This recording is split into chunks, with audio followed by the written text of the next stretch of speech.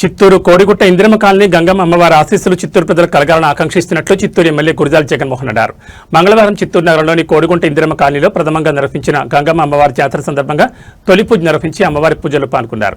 ఈ సందర్భంగా నిర్వాహకులు కోడిగుట్ట వెంకటేష్, రవి, చంద్రారెడ్డి ఎమ్మెల్యే గురజాల జగన్మోహన్ కు సాదర స్వాగతం పలికారు.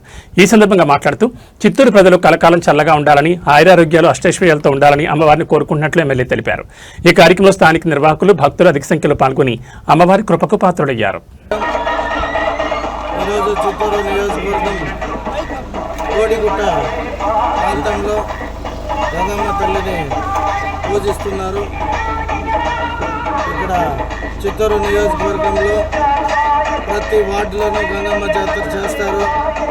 ముఖ్యంగా ఈ చిత్తూరు జిల్లా మరియు తిరుపతి ప్రాంతాల్లో ప్రతి వీధిలోనూ నడివీధి గంగమ్మ అని, ప్రతి ఒక్క వార్డులోనూ గంగమ్మని పూజించే మా చిత్తూరు ప్రజలు ఎప్పుడూ సుఖ సంతోషాలతో, ఆరోగ్యము, ఐశ్వర్యంతో బాగుండాలని ఆ గంగమ్మ తల్లిని ప్రార్థించడం జరిగింది.